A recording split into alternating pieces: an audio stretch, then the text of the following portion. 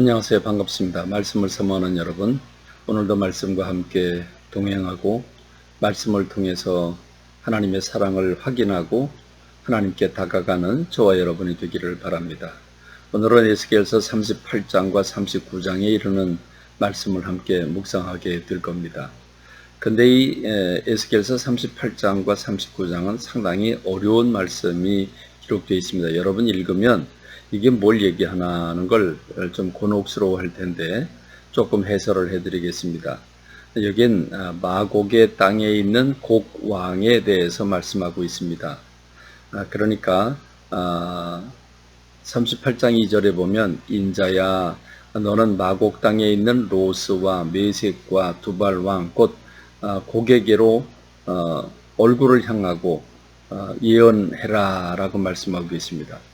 한마디로 말하면 곡과 마곡, 마곡이라고 하는 땅에 있는 여러 지역들, 뭐 로스라든지 메색이라든지 두발이라든지 이런 것을 전부 다 통치하는 왕이 누구냐면 곡입니다. 이 곡이라고 하는 왕을 향해서 하나님께서 그들을 향해서 예언을 해라 그러면서 내가 너를 대적하겠다라고 말합니다. 그런데 이 마곡이라고 하는 이 지역, 나라, 그 나라를 통치하는 곡이라고 하는 왕은 여러 나라를 통치합니다. 한 나라가 아닙니다. 여러 나라를 통치하는데 이들이 연합을 해서 이스라엘을 쳐들어옵니다.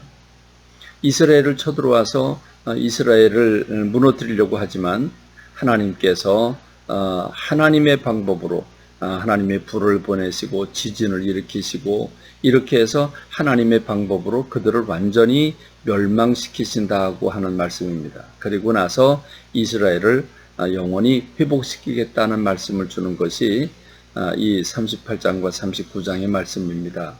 그러면 하나님 무엇 때문에 이 마곡이라고 하는 나라의 그 곡이라고 하는 왕을 왜 이렇게도 하나님께서 진멸하려고 애쓰실까? 근데 우리가 잘 관찰해 보면 성경 안에 그 이스라엘을 비롯한 주변의 그 나라들 가운데 마곡이라고 하는 나라가 없습니다.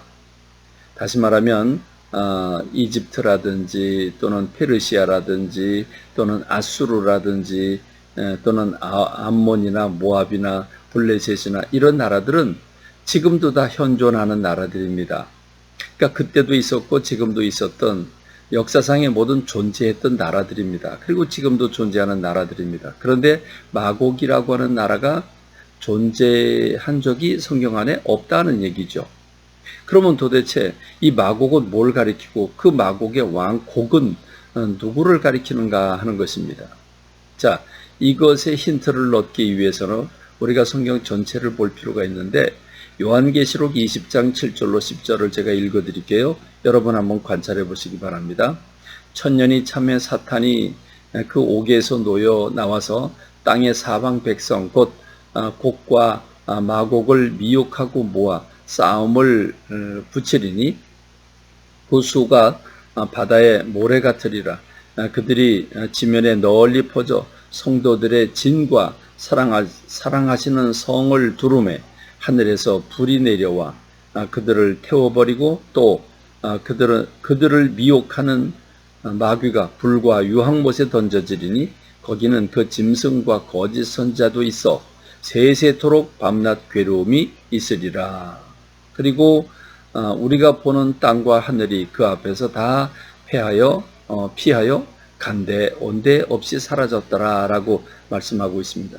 여러분 놀랍지 않습니까?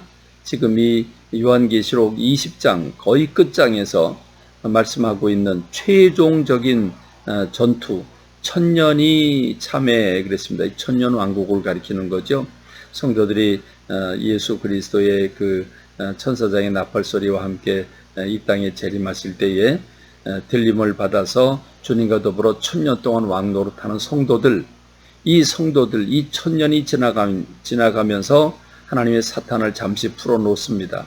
사탄을 풀어놓으니까 풀어놓고 이 사탄이 땅에 있는 모든 사방 백성들을 곧 그 사방 백성이 땅에 있는 사방 백성이 누구냐면 곡과 마곡입니다. 이들을 미혹을 해서 큰 전쟁을 벌이게 됩니다.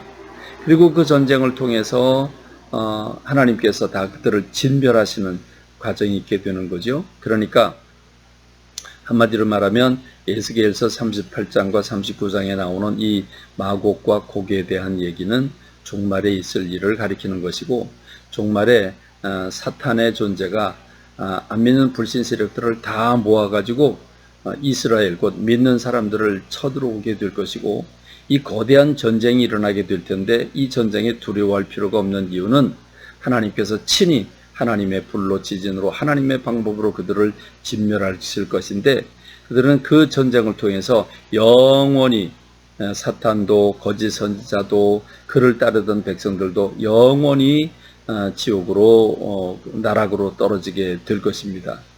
그리고 이 에스겔서 39장 21절부터 29절의 말씀을 보면 이스라엘이 회복하는 모습을 보입니다. 이스라엘이 범죄했기 때문에 하나님이 잠시 그들을 멸망시켰지만 멸망의 목적이 아니기 때문에 그들을 회복시키시는데 완전한 회복을 시키신다고 말씀하고 계십니다.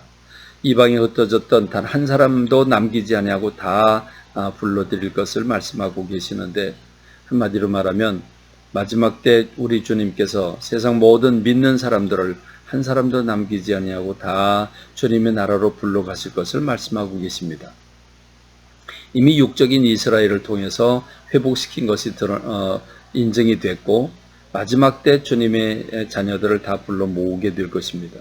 그러므로 믿음을 지키고 주님과 더불어 동행하는 저와 여러분이 되기를 바랍니다. 감사합니다. 말씀을 맺겠습니다.